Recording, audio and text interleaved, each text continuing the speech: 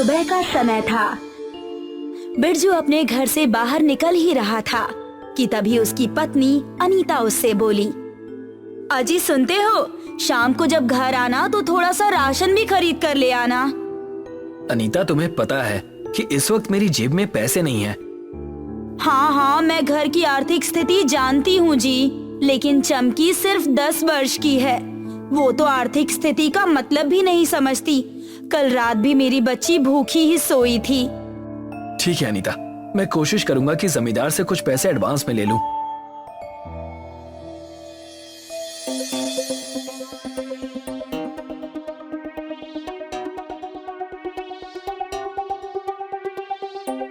शाम के समय बिरजू जमींदार से बोला, जमींदार साहब, मुझे कुछ पैसों की जरूरत थी।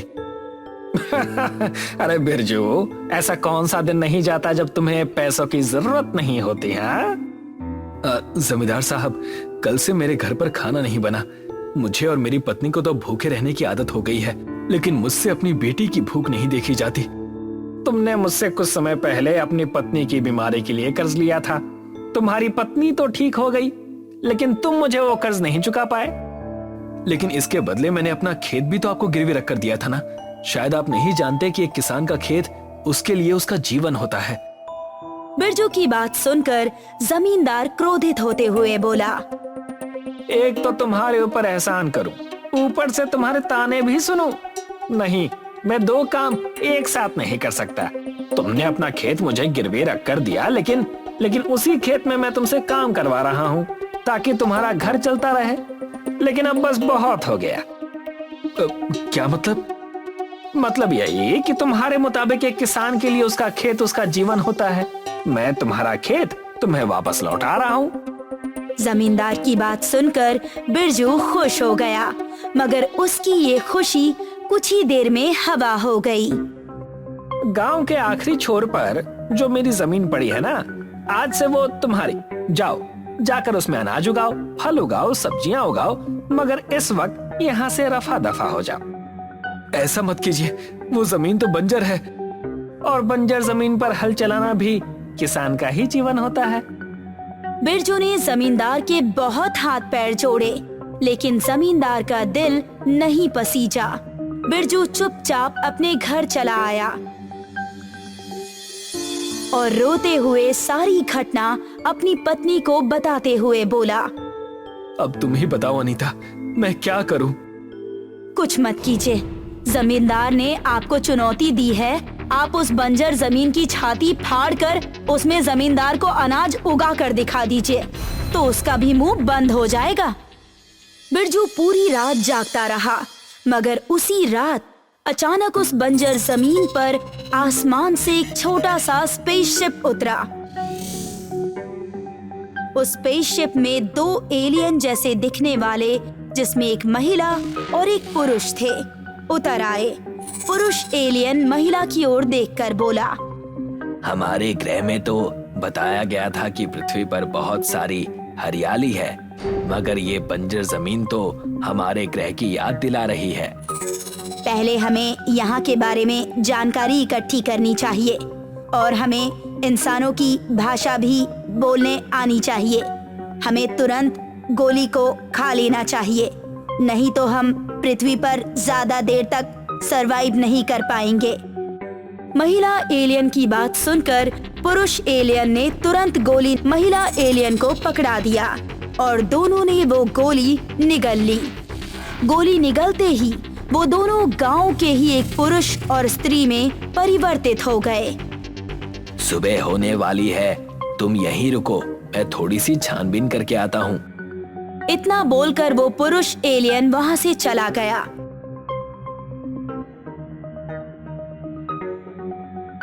और गांव और इंसानों के बारे में जानकारी एकत्रित करने लगा। बहुत देर के बाद उस पुरुष को बहुत तेज भूख लगने लगी। पता नहीं मुझे इतनी भूख क्यों लग रही है, शायद इस पृथ्वी के एटमॉस्फेयर का असर है। इतना बोलकर वो खाने पीने के सामान को देखने लगा। तभी उसकी नजर एक समोसे की दुकान पर पड़ी। इससे तो बहुत अच्छी महक आ रही है। जरूर ये खाने में भी बहुत टेस्टी होगा और कुछ नया भी दिखता है। पुरुष एलियन सीधा समोसे की दुकान पर चला गया। ये क्या है? पागल हो गए हो क्या? अरे समोसा है भैया। देखने में तो बहुत ही सुंदर है, खाने में भी स्वादिष्ट ही होगा। अरे भैया खरीदना है तो खरीदो, नहीं तो जाकर काम करो। दुकानदारी का टाइम है भैया। हाँ हाँ, मुझे खाना है। दुकानदार ने उसे 4 समोसे पकड़ा दिए। 4 समोसे खाकर वो पुरुष एलियन खुश होता हुआ अपने आप से बोला, अरे वाह, मजा आ गया। 4 समोसे और पैक कर दो भैया। दुकानदार से 4 समोसे पैक करवाकर एलियन वहां से जाने लगा। अरे कहाँ जा रहे हो भाई? पैसे कौन देगा? पैसे? कैसे पैसे? ये क्या होते हैं? सीधी तरह से पैसे दे। 4 समोसे खाए हैं और 4 पैक भी कराए हैं। तभी वहां पर गांव का मुखिया आ गया। ये क्या बदतमीजी है? देखिए ना मुखिया जी, ये पूरे 4 समोसे खा गया और 4 समोसे पैक भी कराए हैं और पैसे नहीं दे रहा। मुखिया उस एलियन की ओर बहुत गौर से देखने लगा, जो कि इंसानों की शक्ल में था। अरे भैया, ये इस गांव का तो नहीं लगता। हो सकता है कि इस गरीब के पास पैसे ना हो। क्या नाम है तुम्हारा? अगर मैं इन्हें अपना नाम बताऊंगा, इन्हें तो फिर शक हो जाएगा। मुझे पृथ्वीवासी का ही नाम बताना चाहिए। मेरा नाम रामू है, मैं दूसरे गांव से आया हूँ। हाँ हाँ, वो तो तुम्हारी शक्ल ही बता रही है। चलो मेरे साथ। मुखिया एलियन को अपने घर ले आया।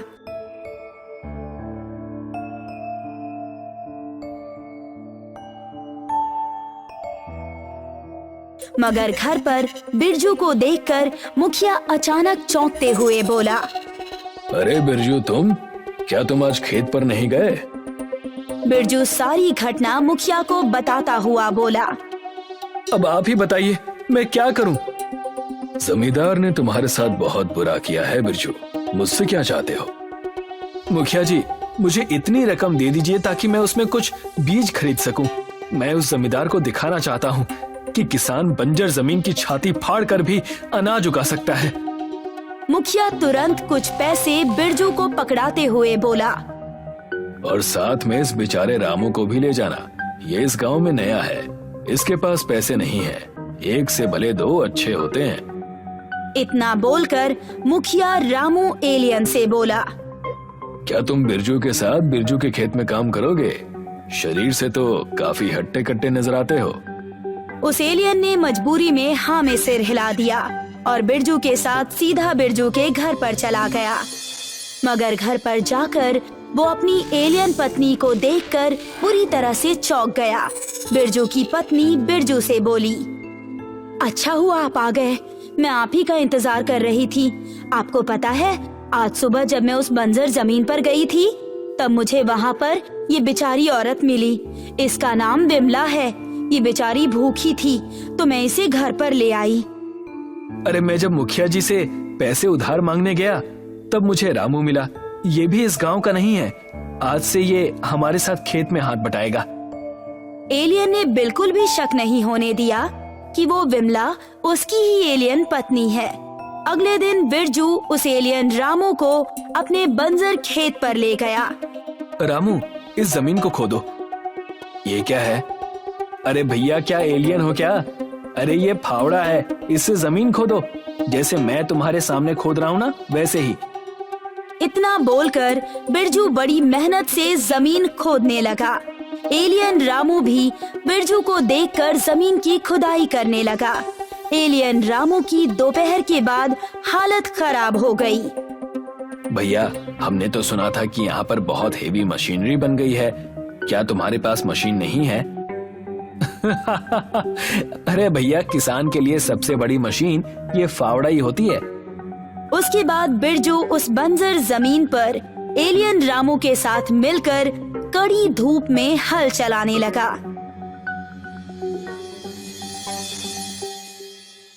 कल हम यहाँ पर दोबारा आएंगे। तुम वाकई बहुत ही मेहनती किसान हो। चलो घर चलकर अब कुछ खाना खाते हैं। बिरजू एलियन रामू को घर पर ले आया। खाना खाकर एलियन रामू खुश होता हुआ बोला, अरे वाह, खाना तो बहुत अच्छा है। अरे खाना आज विमला ने बनाया है। मुझे जैसे ही पता चला कि विमला को खाना बनाना नहीं आता, तो आज सारा खाना मैंने उसे बनाना सिखा दिया। बिरजू की पत्नी की बात सुनकर एलियन रामू चौंक पड़ा। अगले दिन वो एलियन रामू बिरजू के साथ फिर से उस बंजर जमीन पर मेहनत से हल चलाने लगा। कुछ दिन बाद और उनकी मेहनत रंग लाई। कुछ ही महीनों में वहाँ पर अनाज की फसल लहलहाने लगी। ये देखकर बिरजू बहुत ज्यादा खुश हुआ और एलियन रामू की ओर देखकर बोला, कैसा लग रहा है तुम्हें? आज मुझे जो खुशी प्राप्त हुई है मैं उसे बता नहीं सकता। चलो घर चलते हैं। एलियन रामू बिरजू के साथ घर चला गया।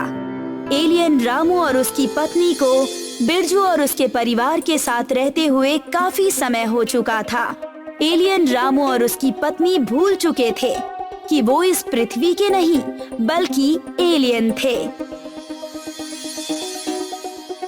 एक रात एलियन रामू अपनी पत्नी से बोला, हमें अब वापस चलना चाहिए। तुम बिल्कुल सही कह रहे हो।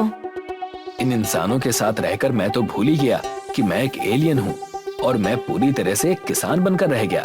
लेकिन मुझे पृथ्वी पर आकर बहुत कुछ सीखने को भी मिला। पृथ्वीवासी बहुत अच्छे होते हैं और बहुत मेहनती भी। और एक हम हैं। हमने अपने ग्रह को युद्ध की आग में झोंककर अपने ग्रह की जमीन को ही बंजर बना दिया और पृथ्वी पर हमला करने की सोचने लगे। और बेचारे इन पृथ्वीवासियों ने हमें ये सिखाया कि बंजर जमीन पर अनाज कैसे उगाया जाता है, बंजर जमीन को हरा भरा कैसे बनाया जाता है। चलो अब बताने का समय आ गया है कि हम दोनों कौन हैं। उन दोनों एलियन ने बिरजू और उसकी पत्नी को उठा दिया। क्या हुआ रामू? मैं आपको कुछ दिखाना चाहता हूँ, आइए मेरे साथ। एलियन रामू और उसकी पत्नी उन दोनों पति पत्नी को खेत में ले आए और अचानक रामू और उसकी पत्नी विमला के चेहरे एलियन में परिवर्तित हो गए। डरिए मत, हम दोनों पति पत्नी हैं और एलियन हैं। उस रात हमारी शिप आपकी बंजर जमीन पर ही उतरी थी। वैसे तो हम पृथ्वी पर हमला करने की नीयत से आए थे, लेकिन आपने एक एलियन को किसान बना दिया। अब हम भी अपने ग्रह पर जाकर किसानी करेंगे। आपने हमारी बहुत मदद की है और हम इसे कभी नहीं भूलेंगे। उस एलियन ने इतना कहा ही था कि तभी एक शिप बिरजू और उसकी पत्नी को दिखाई देने लगा। एलियन उस शिप से बहुत सारे हीरे निकाल कर ले आया और रामू के सामने रख दिए। ये हीरे हमारे ग्रह के लिए किसी पत्थर के टुकड़े के समान है, लेकिन आपकी पृथ्वी पर इसकी बहुत ज्यादा कीमत है। इसके बदले में मैं आपसे किसान की मेहनत का हुनर लिए जा रहा हूँ, जो हीरों से कहीं ज्यादा कीमती है। इतना बोलकर वो एलियन और उसकी पत्नी शिप में बैठ गए और शिप बिजली की रफ्तार से गायब हो गया। कुबेरपुर गांव में रामू नाम का एक बहुत ही मेहनती किसान रहा करता था। वो भगवान शिव का अनन्य भक्त था।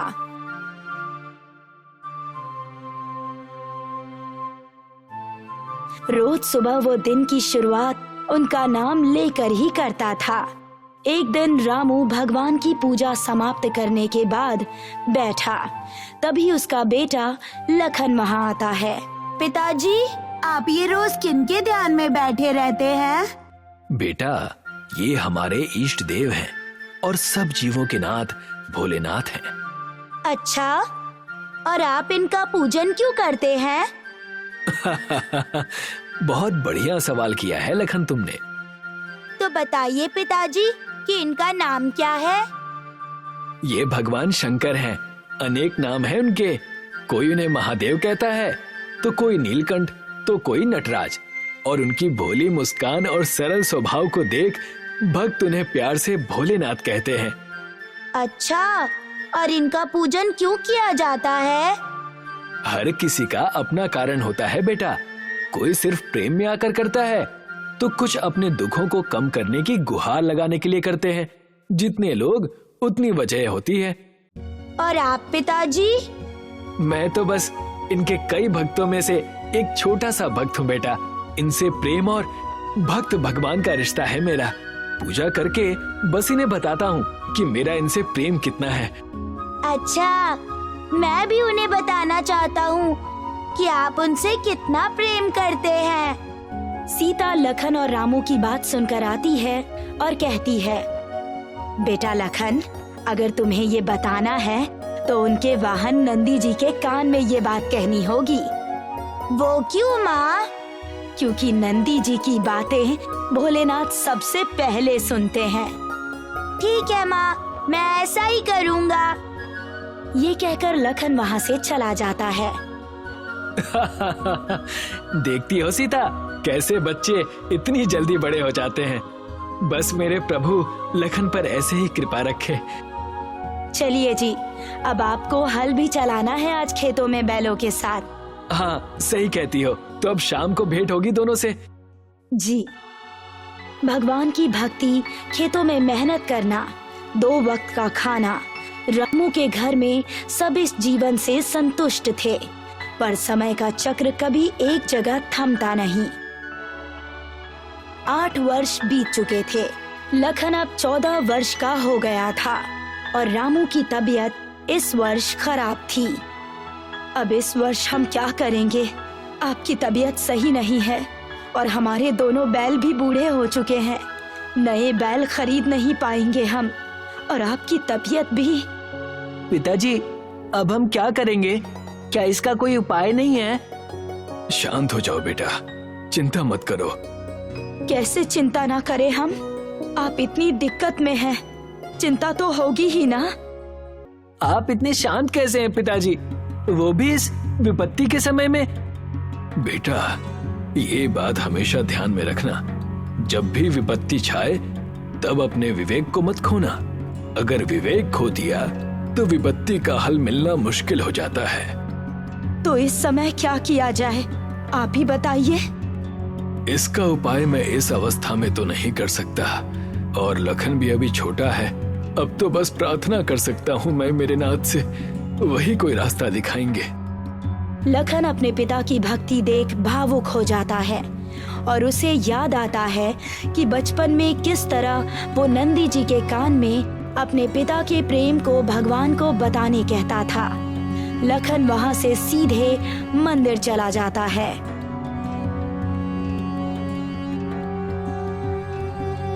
हे भगवान, मैं बचपन से अपने पिता का आपके प्रति प्रेम बताने आता था, पर आज इस कठिन परिस्थिति को संभालने का मार्ग मांगने आया हूँ। कोई रास्ता दिखाएं भगवान।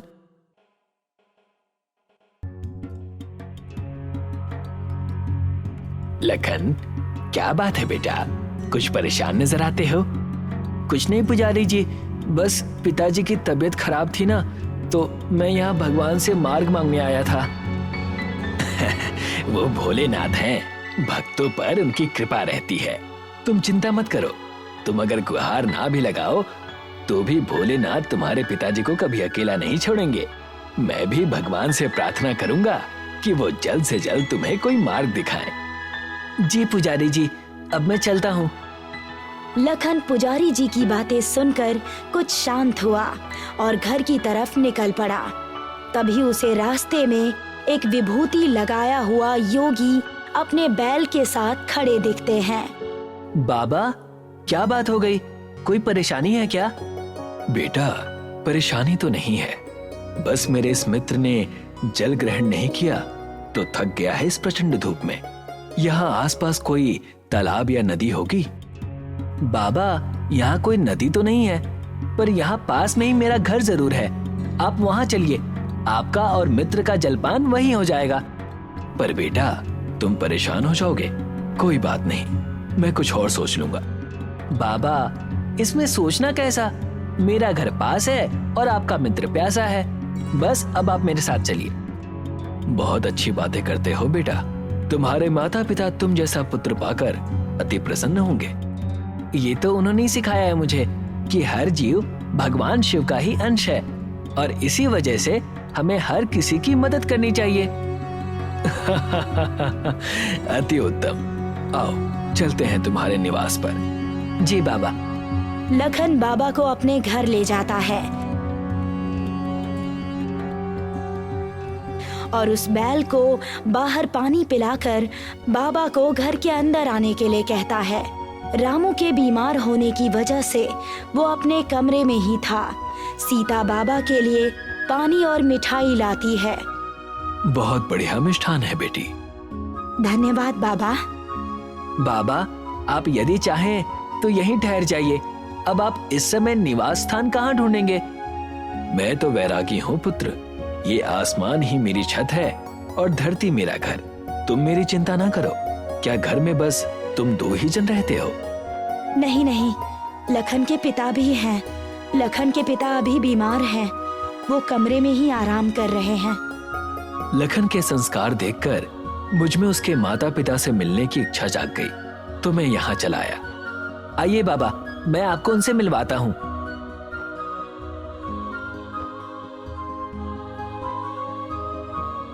कौन आया है सीता? कोई संत आए हैं और वो आपसे मिलना चाह रहे हैं। प्रणाम बाबा। कल्याण हो पुत्र। रामू जैसे ही बाबा को देखता है, उसकी आंखों में आंसू झलक आते हैं और बाबा के चेहरे पर वही सरल मुस्कान आ जाती है। क्या बात है पिताजी, आप रो क्यों रहे हैं? पता नहीं बेटा, पर ऐसा लगता है कि जिसकी तलाश थी आज तक, वो आज मिल गया हो। अब मैं विदा लेता हूँ। आप सभी ने बहुत सेवा की। आपने आकर घर की शोभा बढ़ा दी बाबा। यदि फिर कभी आना हुआ तो यहाँ अवश्य आइएगा। प्रणाम बाबा। सीता और लखन भी रामू के साथ बाबा का आशीर्वाद लेते हैं और बाबा वहां से चले जाते हैं।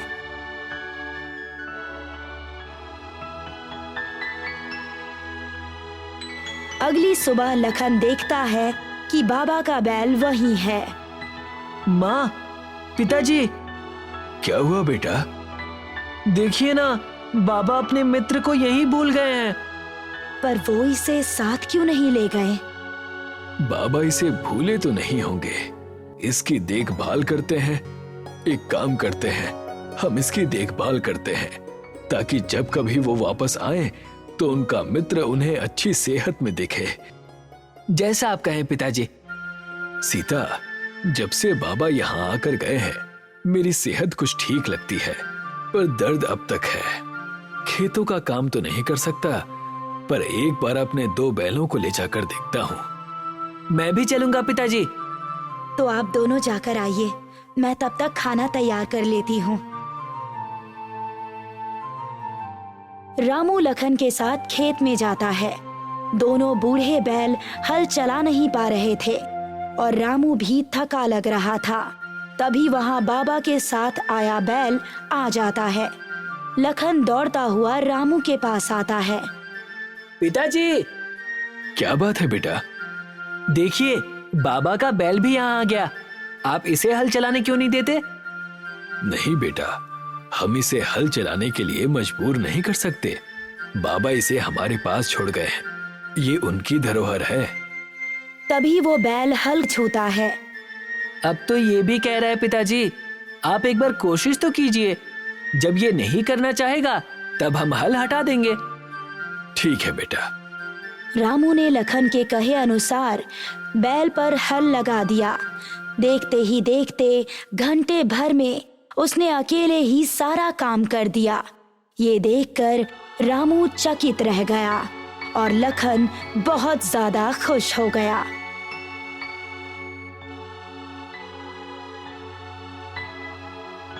माँ, पता है आज क्या हुआ?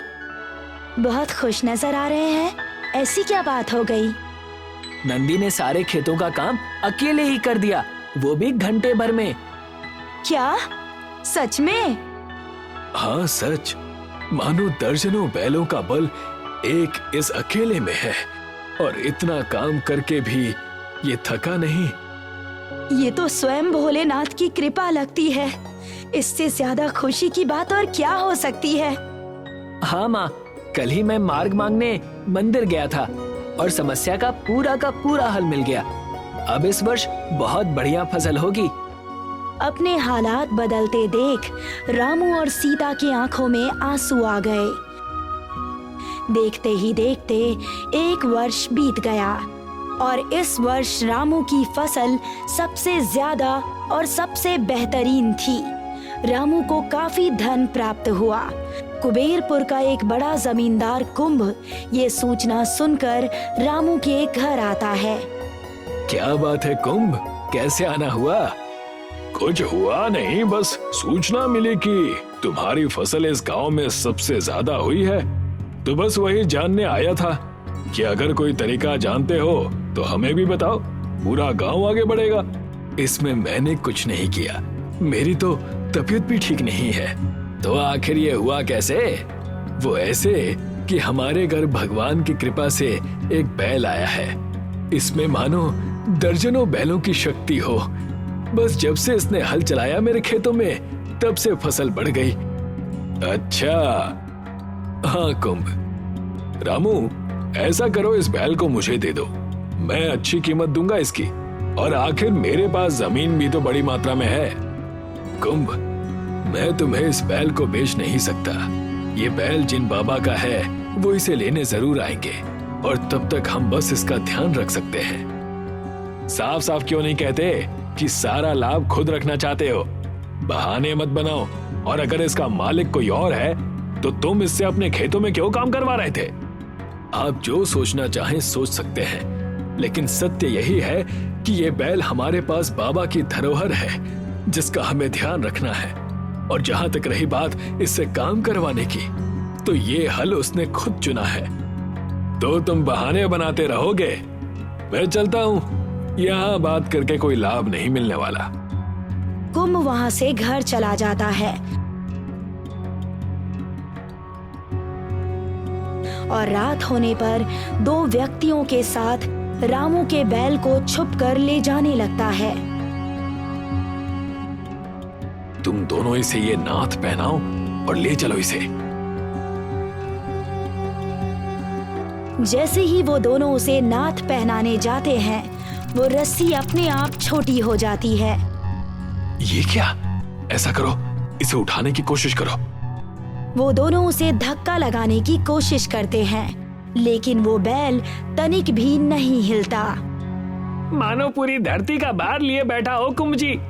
मैं तो इसे इस जगह से हिला भी नहीं पाऊंगा। लगता है रामू सही कह रहा था, ये अवश्य कोई दिव्य जानवर है। तभी वो बैल तीनों को मारता है। कुंभ और दोनों चोर चिल्लाकर वहां से भाग जाते हैं। इस घटना को कई वर्ष बीत चुके थे। रामू का परिवार पुनः सुखी हो गया था। लखन अब युवा आयु में आ चुका था।